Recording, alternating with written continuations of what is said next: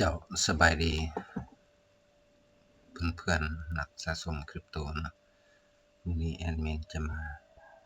แชร์ประสบการณ์เกี่ยวกับการปั่นพอร์ตเหรียญคริปโตต่างๆเหรียญบิตคอยน์วันนี้เป็นวันที่31เดือน12 2025เนาะเป็นมื้อส่งท้ายปีเก่าก็เป็นคลิปท้ายสุดของปีเลยเนาะและจะเป็น EP ที่5เนาะของช่องของแอดมินเนาะก็ขอ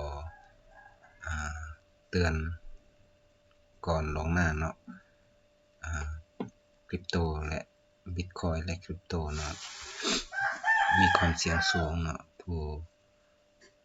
สนใจหรือว่าผู้ลงทุนนี่ต้องศึกษาและก็ลงทุนตามตัวเองยอมรับความเสี่ยงได้เนาะเพราะว่าถ้าลงทุนบ่ได้รับการศึกษาอาจจะเฮ็ดให้เงินของท่านนั้นสูญเสียเป็นศูนย์เนาะกลายเป็นศูนย์เนาะอันนี้ก็เว้าด้วยความจริงใจแหละถ้าสูญเสียก็เป็นเงินของท่านเนาะบ่ใช่แม่นเงินของแอดมินเนาะต้องยอมรับให้ได้ตัวนี้หลังจากคลิปนี้เนาะหลังจากที่แอดมินได้รันมาแต่เมื่อวานเนาะก่อนที่จะเข้านอนเนาะรันมาอยู่ 4-5 เหรียญเนาะแล้วอยู่ในเว็บไซต์บ่เป็ดนี้แอดมินรันอยู่3เหรียญเนาะ3แท็บนี่อันนี้มันเหรียญไลท์คอยน์เนาะเหรียญไลท์คอยน์รันมานี่ระบบมันจะรันมาแนวนี้เนาะเอาเบิ่งรันมาเอาเบิ่งกราฟเนาะกราฟนี่เนาะแล้วตั้งแต่วันนี้เนาะที่แอดมินรันมาเนาะก็ประมาณ 7-8 ชั่วโมงก่อนเข้านอนเนาะตั้งแต่ 8-9 โมงเมื่อคืนแล้วก็รันปะแล้วก็เข้านอนเหรียญไลท์คอยน์นี่ได้อยู่70,000 ซาโตชิเนาะ70,000 ซาโตชิเหรียญไลท์คอยน์เนาะแล้วอยู่นี่แบบมันstreak of loss เนาะตัวนี้มัน max streak เนาะแบบมันชนะติดต่อกันแล้วก็ตัวสีเขียวนี่เนาะแล้วก็แพ้ติดต่อกัน104เนาะสำหรับเหรียญไลท์คอยน์เนาะแล้วตัวนี้เป็นเหรียญอีเธเรียมเนาะอีเธเรียมนี่ก็รันมา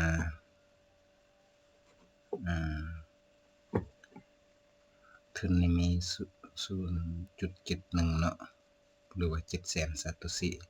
เหรียญไลท์คอยน์มี 0.61 เนาะแล้วก็กำไรอยู่ที่ 4,500 ซาโตชิเนาะ max streak นี่มัน206แล้วก็ max loss นี่127เนาะเฮาต้องคำนวณไว้เนาะคำนวณไว้ว่าต้องแม่น150ขึ้นไปเนาะมันจึงจะรองรับกับบาลานซ์ของเฮานะต้องคำนวณไว้ถ้ามันกาย150ขึ้นไปนี่เฮาจะเสียเนาะเฮาอาจจะเสียคือตัวนี้เนาะ 0.061 แล้วก็เบ็ดที่13เนาะเฮาตั้งค่ามานะมันจะรองรับอยู่181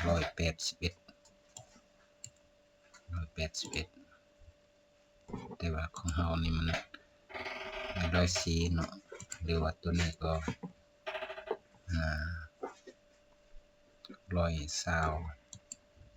ปลายเมื่อกี้นะ127นี่มันก็ยังอยู่ในเกณฑ์ของเฮาเนาะแล้วเหรียญที่3นี่มันเหรียญ USDT เนาะ USDT นี่ครับเจ้าก็คือวันนี้หั่นได้ออกคลิปตัวหนึ่งหั่นมัน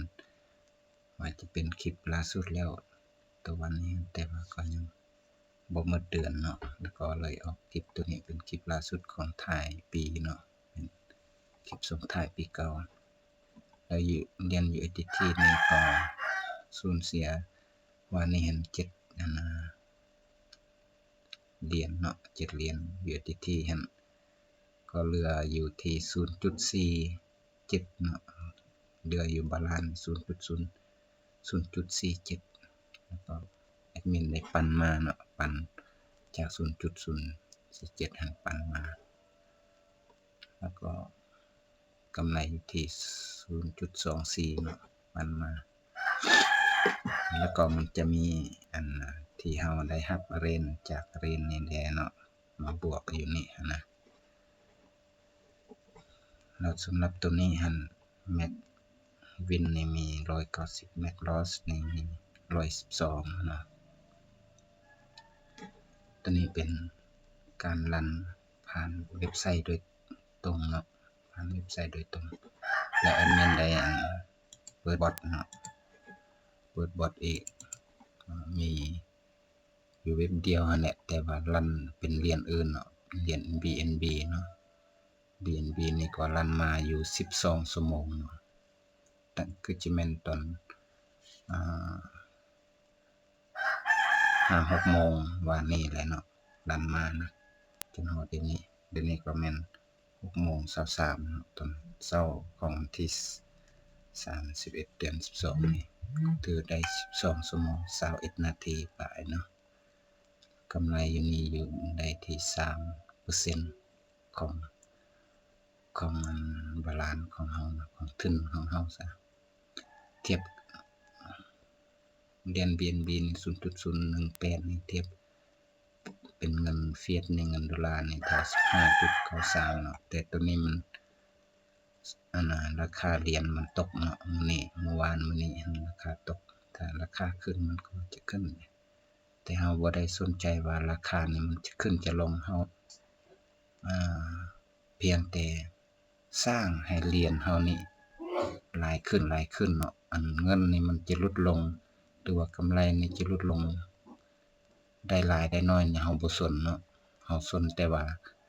เฮ็ดแนวใดให้เฮาปั่นเหรียญของเฮานี่ให้มันขึ้นหลายขึ้นเนาะเฮาจ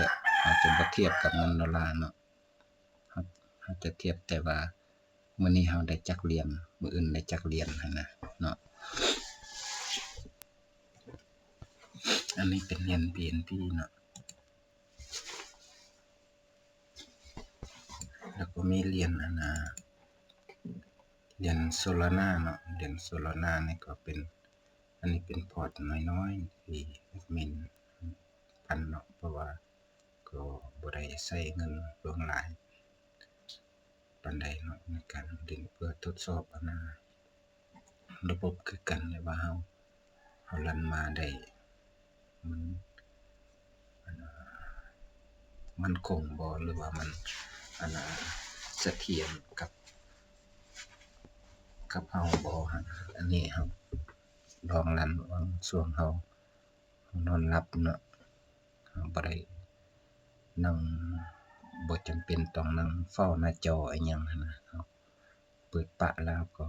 นอนหรือว่าเวลาตอนสวยตอนนั้นเฮามีเวียกอื่นเฮาก็ไปเฮ็ดเวียกอื่นเนาะอยู่นำครอบนำครัวนำลูกนำหลาน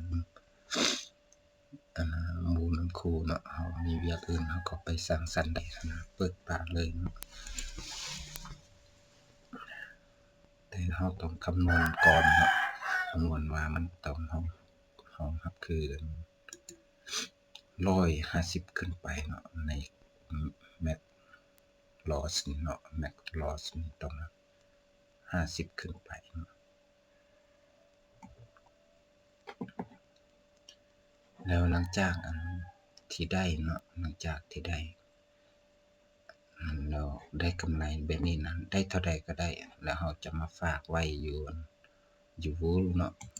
อยู่วอลเนาะอยู่วอลเป็นแบบธนาคารแล้วแอดมินจะติดตามเลยจะติดตามนี่เฮามาฝากอยู่วอลนี่อยู่เรียนอยู่เว็บไซต์นี่เนาะอยู่เว็บไซต์นี่เฮาจะมาฝากอยู่วอลนี่เนาะแอดมินอันนี้ก็เป็นประสบการณ์ของแอดมินเพราะว่าที่ผ่านมาเรียนมาหลายครั้งแล้วเฮาเน้นแต่กำไรเนาะแล้วเฮ็ดให้เฮาสูญเสียได้หั้นนะแล้วเดี๋ยวนี้แอดมินก็จากการสูญเสียมาหลายครั้งแล้วก็มาเน้นแบบสร้างบาลานซ์สร้างเหรียญเนาะได้1สตุสิ2สตุสิหั้นก็เท่ากับเฮาได้เพิ่มทรัพย์สินของเฮาแล้วหั้นนะเนาะคือแบบนั้นเนาะน้อยๆแต่ก็ปันแบบสม่ำเสมอเฮาจะมาฝากอยู่วอลนี่เนาะมาฝากอยู่วอลนี่ตัวนี้คืออยู่บาลานซ์เฮาเนาะเหรียญ Ethereum เนาะอยู่บาลานซ์ 0.17 แล้วหลังจากได้กำไรคือเมื่อกี้เฮาได้ 4,000 นี่เนาะ 4,000 อาจจะบ่แจ้งเฮาเบิ่งแล้วก็มาฝากเนาะฝากอยู่วอลนี่แอดมินฝากมาอยู่23,000 สาโตชิเหรียญ Ethereum เนาะเหรียญ Ethereum นี่แล้วหลังจากนั้นเฮาก็แต่ละเหรียญคือกันแหละนี่คือเหรียญBNB เนาะเหรียญบ่แม่นเหรียญ Bitcoin เนาะก็อยู่บาลานซ์มี1,477แล้วมีฝากอยู่วอลนี่ 35,000 สาโตชิเนาะคันบวกกันก็เป็น135,000นี่แหละแล้วฝากไว้โดยเหรียญBTC นี่มันทอนขั้นต่ำมัน 50,000 เนาะพอครบ 50,000 เฮาจะเอาตัวกำไรนี่ถอนออกเนาะถอนมาไว้อยู่ Binance หรือว่าอยู่กับอื่นๆผู้ใดมีhardware wallet เนาะก็สามารถโอนไว้อยู่ hardware wallet ของตัวเองนั้นเนาะเพื่อความปลอดภัยนั้นแล้วเวลาเฮาโอนมาวอลนี่เดี๋ยวแอดมินจะมา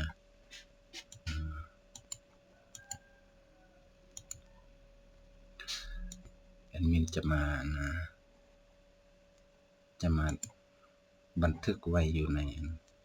พอร์ตโฟลิโออยู่CoinMarketCap เนาะ CoinMarketCap นี่สร้างเป็นพอร์ตโฟลิโอนี่เนาะสมมุติเฮาฝากมาเท่าใดนะเฮาจะเพิ่มแอดนี่เนาะแล้วก็มาฝากเป็นเหรียญนี่เป็นเหรียญอันนี้เนาะแล้วเดี๋ยวนี้สัดส่วนการถือครองของแอดมินมัน BTC นี่60%เนาะ Ethereum 11 Stellar 9.6 BNB 7เนาะ USDT นี่อาจจะบ่ฮอดแน่เดี๋ยวนี้กำลังปั่นrecover ตัวแอดมินเสียวันนี้ 7% เนาะแต่ว่าบ่ได้ลบออกเนาะต้องได้ recover จนฮอด 7% ขึ้นไปแล้วเนาะแล้วก็ Solana นี่ 3.1 LTC เนาะเหรียญ Litecoin นี่ 2% แล้วก็จะมีเหรียญDash เนาะเฮาวิวอยู่นี่มันเต็มอยู่นี่เฮาก็วิว all เนาะแล้วก็มีวิวเหรียญ Dash นี่เหรียญ Dash นี่จะอยู่เว็บไซต์ของParadise เนาะบ่แม่นเว็บไซต์ของ Bobet นี่มี 1.838 เนาะแล้วเหรียญ BTC ของแอดมินเดี๋ยวนี้ BTC นี่ราคามันขึ้นแล้วเนาะ BTC นั่นนี่ถือว่าราคาเดี๋ยวนี้87,800แล้วก็1ชั่วโมงผ่านมาก็ขึ้นมา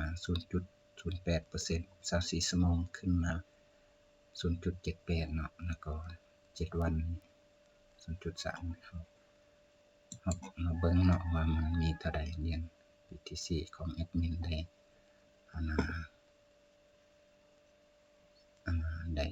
บันทึกไว้เนาะว่าเรียนตัวเองมีจักเรียนในแต่ละวันนะนับแต่ทางต้นทุนเนาะถือว่า BTC นี่มี 0.135 เมื่อกี้เนาะแอดมินเว้าเมื่อกี้นะบวกกันนะแล้วก็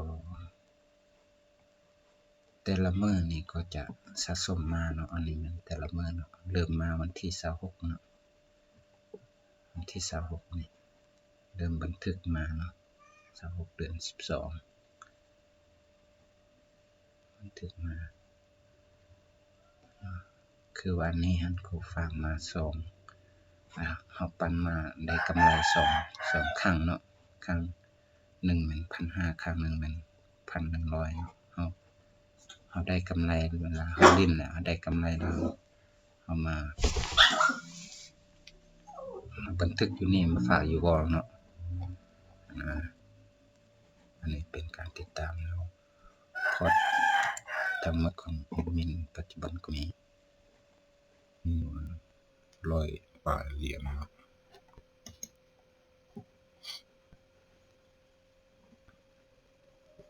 195เนาะแต่ว่าราคาตัวจริงหันแม่นราคาซื้อตัวจริงมัน197เนาะแต่ว่ามันมี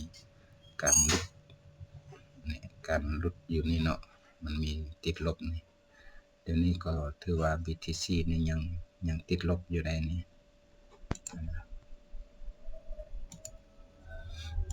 ติดลบแล้วก็โดยรวมแล้วติดลบกำไรนี่ลบขาดทุนเนาะขาดทุนมันขาดทุนตาม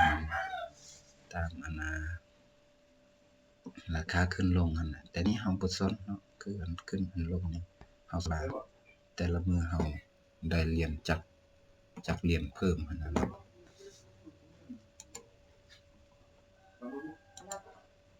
โอเคเนาะสำหรับคลิปนี้ก็เป็นคลิปสุดท้ายที่ก่อนเนาะขอให้ทุกคนพบแต่ความดีมีความสุขเนาะการงานการเงินความรักครอบครัวสุขภาพขอให้เจริญเนาะหมดทุกคนเนาะตลอดปีตลอดไปขอขอบใจ